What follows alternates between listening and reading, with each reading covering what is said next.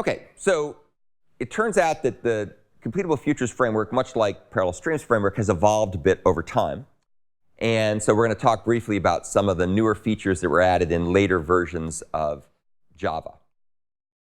So there's a number of enhancements that Java 9 added to the Completable Futures framework, which first came out in Java 8. These are some of them. There's a few more, but they weren't as interesting to me as these ones were.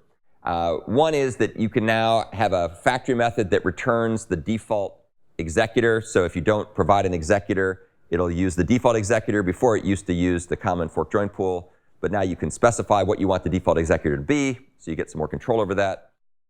There's a very interesting method called complete async, which can be used to complete a completable future asynchronously.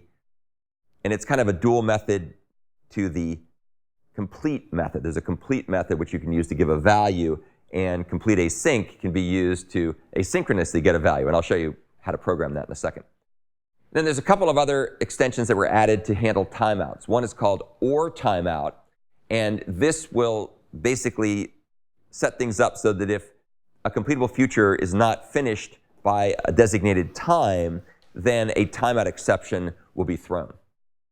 And then the last method we'll talk about here is called complete on timeout. And what this does is, if the completable future does not complete by the given time, then a default value is given as the result. So those are 4 extensions. So let's go ahead and take a look at how you might apply these techniques. So the first thing we're going to look at is using the complete on timeout and or timeout extensions in Java 9 to fix some of the limitations in Java 8 with respect to timeouts. And you can see the example if you go to this folder. You can find this code and play around with it. So what we're going to do here is we're going to have a little program that will asynchronously find the best price for a flight. A little bit hypothetical here, but we're going to assume we have some kind of system that's going to go out and find the best price for something. And so you can see that find best price is a method that will be given a starting location and a destination, and a departure airport and a destination airport, and it will asynchronously go ahead and find the best price. Okay, no real surprise there. That's pretty straightforward. Obviously, under the hood, supply async is going to use the default executor, which in this case is the common fork join pool. We will then also check to see what the current exchange rate is for pounds. So like, what's the exchange rate of dollars to pounds? And we're going to query that. And that also might be a web service, so it may take a little bit of time to run. So we're also going to asynchronously query for that as well. And what we're going to do here is we're going to say, if we don't get a result back from our web service in 1 second, then we're just going to go with some default rate. And so if the thing takes too long to run, this should be if the call takes more than 3 seconds, 1 second rather. If the timeout here, if the thing takes more than 1 second, sorry, to come back with the exchange rate, we're just going to give it the default rate. So that's what complete on timeout will do. We're then going to go ahead and use the then combine operation, which is the one that will trigger when both of the previous stages complete. So when we find the best price and we get the exchange rate, then we're going to go ahead and convert, the price, which we're going to assume is going to come back in dollars, into pounds. And so that's what's going to be the result of this. Now, if the whole thing takes longer than 3 seconds to come back with finding the best price and doing the exchange rate and so on and so forth, then we're going to time out. So the or timeout call, the completion stage method here, basically is saying, if this thing just blocks for more than 3 seconds, we give up.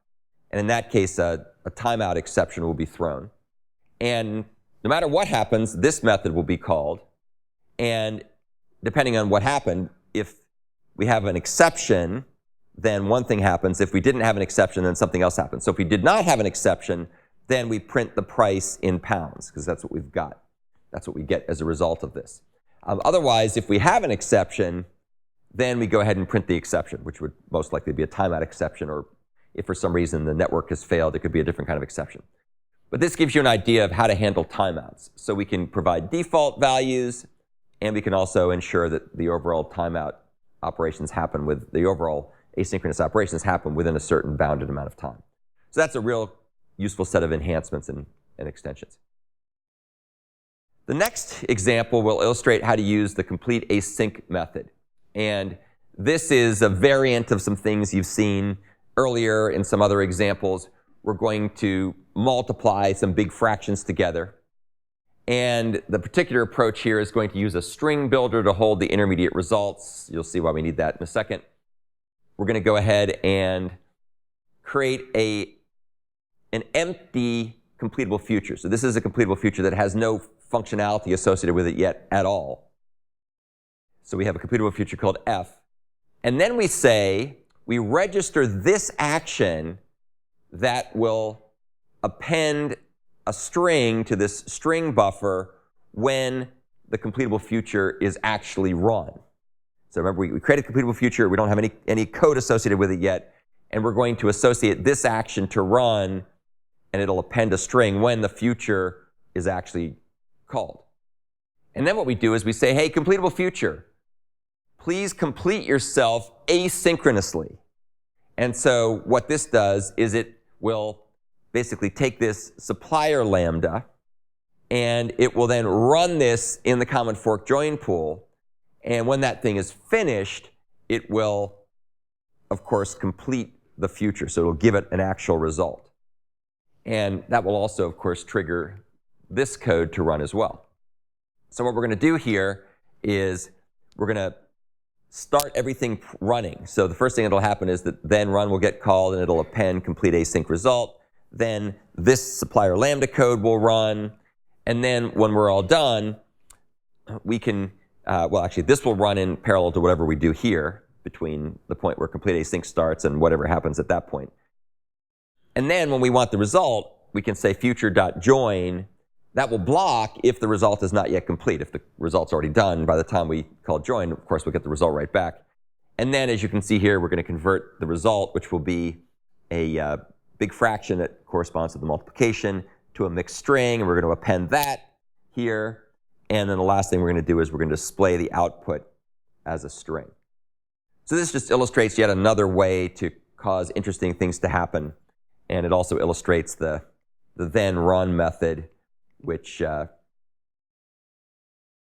will be run at the appropriate point. Okay. Oh, and another interesting thing, this then run method will run in the calling thread. Let's say this is the main thread. That'll run in the main thread, whereas this thing will run in the common fork join pool thread. So they'll run in parallel.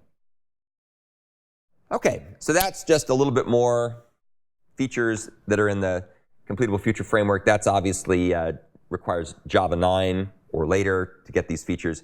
And that's why we don't use them for the programming assignment, because as you probably know, Android only goes up to Java 8. So if you want to use these features, you have to go with some other IDE besides Android Studio, like IntelliJ or Eclipse, and make sure you install the right JRE to make things work.